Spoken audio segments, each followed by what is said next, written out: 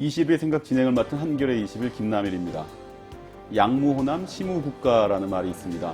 이순신 장군이 명랑대첩을 승리로 이끈 뒤 한 말인데요. 풀이하자면 호남이 없으면 나라도 없다라는 뜻입니다. 요즘에는 여러 의미로 차용되고 있는 말이기도 합니다. 한때는 한국 정치에서 호남의 정치적 입지를 설명하는 말로 자주 인용되기도 했는데요. 양무호남 시무민주 뭐 이런 식이죠. 지난 대선 이후 호남의 민심은 어떤 길을 택하고 있을까요?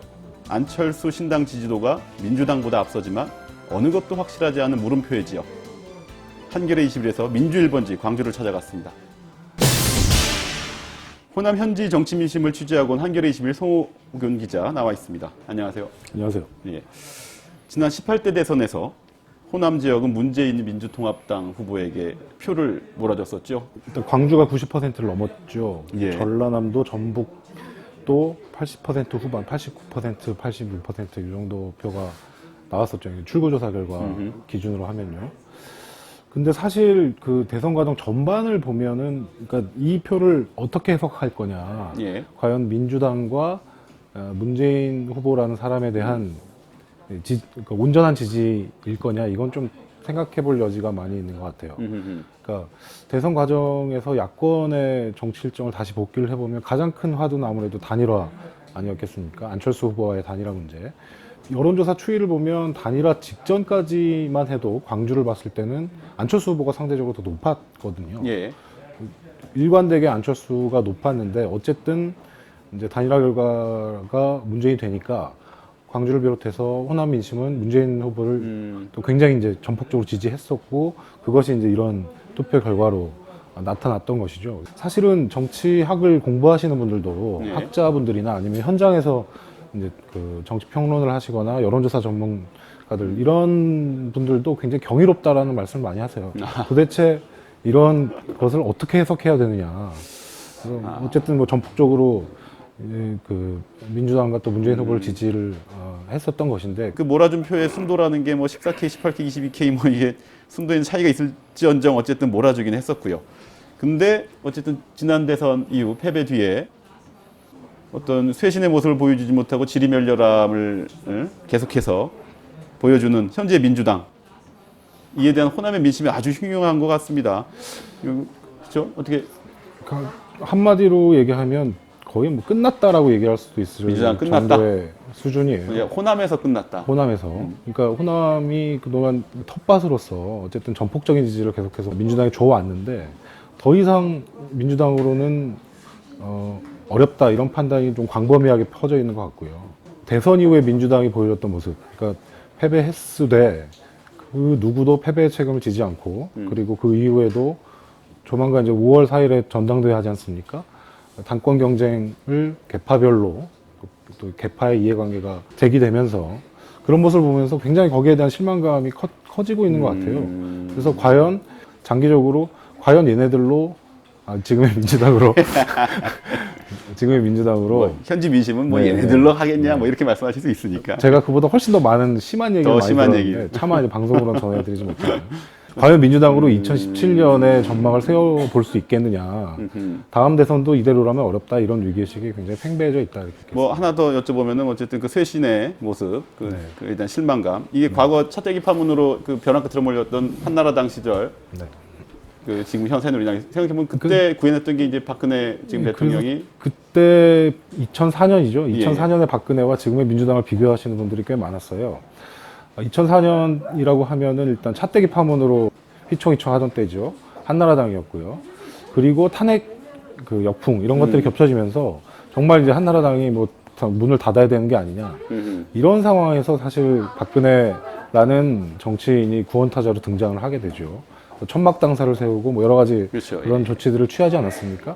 당시에 이제 2004년에 4.15 총선이죠. 총선을 앞두고 박근혜 당시 한나라당 대표가 의원들을 데리고 그 호남을 찾아요. 그래서 광주 5.18 묘역을 참배하고 뭐 이런 여러 가지 행사들을 진행하는데, 그때 이제 그 박근혜 당시 대표가 했던 얘기는 호남에서도 이제 러브콜을 받고 싶다. 국론 분열 뭐 이런 부분들을 좀 치유하고 뭐 이제 하나가 돼야 한다. 뭐 이런 이야기들을 메시지를 하면서 얼만큼 정치적 효과를 낳았느냐와 무관하게 어쨌든 그런 식으로 계속해서 반성하고 성찰하고 이런 모습을 이미지라도 보여주는 모습을 계속 했다라는 것이죠. 근데 지금 민주당에서는 그 누구도 그런 작업도 하지 예. 않는 아하. 이런 상황, 굉장히 한심하다 이런 목소리가 많았습니다. 그게 더 심한 표현이 있지만 차마 말씀하지 못하고 어쨌든 그 박근혜 뭐 대표가 뭐 그 벼랑 끝에 몰린 한나라당을 끌고 찾아갔던 그 광주 호남, 한국 정치에서 호남의 역할 어떤가요? 이제 지금 과거엔 그랬지만 지금 현재 변화하는 모습이 분명히 감지되고 있다. 그 기사에도 나왔듯이 전문가들 분석은 좀 표현은 어렵지만 좀 읽어보겠습니다. 몇 개요. 민주 대 반민주 패러다임의 약화에 따른 정치 구도 변화, 쇄신과 혁신이 실종된 민주당 독점 체제에 대한 피로감, 중량감 있는 정치적 리더십의 부재, 지속적인 인구 감소로 인한 득표력 약화. 뭔가 좀 말은 어렵지만 그래도 있어 보이는 어떤 호남의 정치적 역할에 대한 변화 상인데, 근데 좀 더 이거보다 좀 더 뭔가 이게 본질에 육박하는 네. 뭔가가 있을 것 같긴 해요. 2월 말에 그 민주당 이낙연 의원실에서 이 호남 정치를 주제한 토론회가 열렸습니다. 그 방금 그 사회자께서 말씀하셨던 그런 내용들이 그 토론회에서 이제 제기됐던 호남 정치 약화의 원인들이었는데요. 어쨌든 당시 토론회에 모두가 동의했던 한 가지 명제는 호남 정치는 DJ 이후에 계속해서 약화되어 오고 있다라는 것이었던 것 같아요. 근데 전남대 오승용 교수라는 분이 그런 것들을 전제로 하고 더 근본적인 문제는 호남의 의제 설정 능력이 약화되고 있다라는 것이 가장 근본적인 문제다라고 지적을 했는데요. 그게 무슨 말이냐면 뭐 지속적으로 뭐 인구가 줄어서 투표력이 떨어지고 DJ 이후에 그에 걸맞는 어떤 중량감 있는 정치 지도자가 나오지 않고 뭐 이런 부분들은 다 맞는데, 그보다 더 심각한 문제는 과거에 2002년 대선 당시에 광주가 노무현을 발견하고 아하. 그 이후에 열린우리당 창당 이후에 뭔가 좀 새 정치의 흐름, 그러니까 뭘 좀 해보자, 새로 야당을 좀 바꿔보자 이런 흐름에 동참하고 했던 것도 역시 이제 호남이었다는 것이죠. 당시 이제 2004년 총선 아까 말씀드렸는데 당시 4.15 총선에서 광주가 지역구가 모두 7곳이거든요. 그게 다 민주당 의석이었는데 예. 4.15 총선에서 그게 모두 다 7석이 열린우리당으로 바뀌어요. 그것은 열린우리당이 좋아서 혹은 뭐 신뢰하기 때문이라기보다도 뭔가 민주당 중심의, 그리고 지역에서 보면은 경쟁 없는 일당 체제 예. 이런 것들을 바꿔보자. 그래서 좀 새로운 정치 활력을 불러 일으켜보자. 그것이 광주에서부터 호남에서부터 시작돼 왔고, 바로 그런 능력이 이제 호남이 그동안 갖고 있었던 정치적 의미였다라는 것이죠. 의제 설정 능력. 근데 그런 부분들이 약화되어 가고 있다. 근데 여기서 의제 설정 능력, 뭔가 약간 안철수 변소를 거론하지 않을 수 없을 것 같아요. 만약에 이게 안철수가 어떤 의제라고 본다면은 그게 과연 좀 의미심장하게 호남에서 받아들일 수 있을까라는 생각이 드는데, 문희상 민주당 비상대책위원장이 이런 말씀을 하셨네요. 문전 옥답이 벼랑 끝 텃밭보다 낫다. 이 안철수 입당론을 거론하면서 나온 말이라고 하시는데요. 이게 안철수발 정계 개편은 지금 어차피 뭐 당연히 예전의 수순인 것 같고요. 어떻게 될까요? 이게 기사를 보면 민주당 자강론, 네, 안철수 대안론, 이게 서로 좀 맞부딪히는 것 같던데. 사실 대선 이후부터 계속해서 진행되고 있는 논쟁이지요. 안철수 전 후보가 정치를 하겠다라고 선언을 했고 그 시점이 이제 예상보다 조금 빠르게 4월 재보선에 출마하는 것으로 정리가 되었지 않습니까? 그러니까 현실적인 시간표를 보면 안철수 교수 쪽에서 생각하는 흐름은 이런 건 것 같아요. 4월 재보선 때 안철수 전 교수 본인이 이제 의회 진출을 하고, 그리고 10월 재보선 때 몇 군데 전략 지역에 예. 안철수의 사람들을 당선시키고, 아하. 이 과정을 전후로, 물론 이제 창당 시점이 아직 정해진 것은 아니거든요. 이 과정을 전후로 창당 절차에 들어가고, 그 창당된 힘을, 그러니까 정당의 힘을 가지고 내년 지방선거에서 본격적인 세력화를 하겠다. 그리고 민주당과 경쟁하겠다. 이런 것이 이제 안철수 교수 쪽에서 전반적으로 생각하고 있는 프로그램인 것 같아요. 그렇게 되면은 자연스럽게 이제 민주당과는 제1야당의 자리를 두고 경쟁을 하게 되겠죠. 이제 호남에서 과연 이걸 이제 어떻게 보고 있느냐. 이런 부분들이 사실 이번 기사를 준비하면서 제일 이제 중요하게 봤던 포인트들인데요. 일단 수치상으로 나오는 게 있네요. 일단 안철수 신당이 생긴다면 호남에서의 지지율이 뭔가 좀 상당히 높습니다. 네. 한번 좀 소개해 주시죠. 몇 군데 여론조사 기관에서 여론조사를 했죠.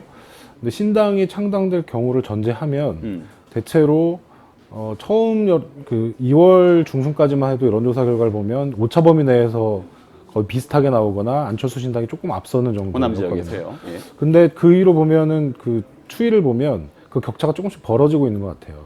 안철수 신당이 안철수 높아지고 점점 민주당은 높아지고. 점점 떨어지고요. 그건 아까도 말씀드렸다시피 지금의 민주당 체제로는 광주에서 뭔가 좀 새로운 흐름을 만들어내는 것이 불가능하다. 이 판이 좀 흔들려야 된다라는 판단을 하고 계신 것 같고요.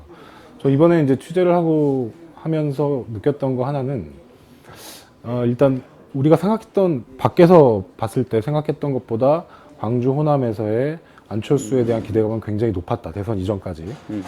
그리고 기대감이 높아서 그랬던 것인지 대선 때 보여줬던 모습 때문인지 안철수에 대한 실망감도 굉장히 높아졌다. 아하. 네, 그러니까 당일날 투표하자마자 바로 출국하는 모습이나 그런 말씀들을 많이 하시는데요. 그러니까 12월 19일 대선 결과 나온 날 광주는 정말 엄청난 충격과 이런 것 속에서 사실은 그 지역 전체가 멘붕에 빠졌던 이런 상황이거든요. 근데 바로 그 시점에 안철수 후보는 결과를 안 보고 미국 캠페인을 타지 않았습니까? 여기에서 민심이 좀 많이 돌아섰다 이런 말씀들을 많이 하시더라고요. 그리고 이제 안철수가 뭔가 좀 이 야권의 질서를 새로 쓰고 정치의 변화를 이끌어갈 수 있는 적임자라고 봤는데 대선 때 했던 과정들을 보니까 과연 이 사람이 이것을 할 수 있느냐 이런 의구심을 갖기 시작했다는 것이죠, 호남에서. 그래서 아까 사회자께서는 안철수 대안론과 민주당 자강론을 말씀하셨잖아요. 그것은 큰 틀에서 보면 그 두 가지의 경쟁이라고 할 수 있겠는데 일단 호남에서 보면 특히 광주에서 보면 전반적으로 안철수 도구론인 것 같아요. 그러니까 안철수라는 사람 통해서 민주당 쇄신을 을 통해서 그것이 이제 그 결과가 민주당의 쇄신 혹은 광주가 바라는 호남이 바라는 정말 강력하고 그리고 능력 있는 야당의 출연으로 이어질 건지 민주당을 통한 아니면 아예 그 안철수 정당을 통해서 야당의 어떤 구조 자체를 다시 쓰자라는 흐름으로 가든지 그것이 이제 어떤 것으로 귀결될지는 아무도 얘기하기 어렵겠죠. 근데 약간 그런 그 가능성들을 염두에 두고 여론의 추이를 좀 관망하고 있는 게 아닌가 이런 느낌이 좀 들고요. 자강론, 대안론, 도구론. 네, 그렇습니다. 어느 것을 통해서 호남 민심이 의제설정 능력 아까 말씀하셨던 그걸 좀 가질 수 있을지가 좀 그런 궁금해지는데. 것이 호남에서 과거에 가졌던 의제설정 능력을 복원하고 그런 지위를 이런 표현이 가능한지 모르겠습니다만 탈환하기 위한 어떤 신호가 아니냐. 탈환? 예. 그런 생각도 들고요. 근데 탈환할 수 있는 어떤 정치적 좀 이벤트라는 게 참 앞으로 몇 년이 좀 남아있어서 이게 네. 오히려 더 다행인 건지는 좀 지켜봐야 될 것 같습니다. 이게 표지 제목이기도 한데요. 민주당 마침표, 안철수 물음표. 이 정도로 좀 거칠게 그냥 결론 내면 되겠죠? 아닌가요? 아직 마침표로 하기에도 너무 센가요? 마침표가 맞는 것 같습니다. 그렇습니까? 네. 알겠습니다. 예, 송영길 기자 감사합니다. 감사합니다. 원래 이게 저희 코너 이름이 20일의 생각인데요. 그게 작년 대선 앞두고 이게 20일의 운명으로 할 것이냐, 20일의 생각으로 할 것이냐 하다가 사실상 안철수 쪽으로 책 제목이 그럴듯해서 그걸로 아마 따라간 것 같은데 어쨌든 한번 저희 코너의 운명도 어떻게 될지 한번 의제 설정을 할 수 있을지 한번 지켜보겠습니다. 예, 이번 주 한겨레 20일 다른 기사 소개해드리고 이번 시간 마치겠습니다. 경범죄처벌법 시행령 개정안 논란을 취재했습니다. 유신 시절 장발, 미니스커트 단속의 추억이 겹치며 지나친 규제가 우려되고 있다고 합니다. 모호한 조항에 집권자의 의지에 따라 과도한 처벌을 낳는 경범죄처벌법에 대한 전면적 재구성 필요성을 제기합니다. 진주에서 시작된 의료 민영화의 어두운 그림자를 추적했습니다. 경상남도가 적자를 이유로 진주 의료원 폐업 절차에 들어가자 환자와 직원들이 거리로 내몰리고 있다고 합니다. 다른 지자체의 선례가 될 공공병원 폐원 조처에 적자 위기에 놓인 다른 지방 의료원들이 긴장하고 있다고 합니다. 한겨레 21에서 기사로 확인하십시오. 이제까지 21의 생각 김다밀이었습니다. 감사합니다.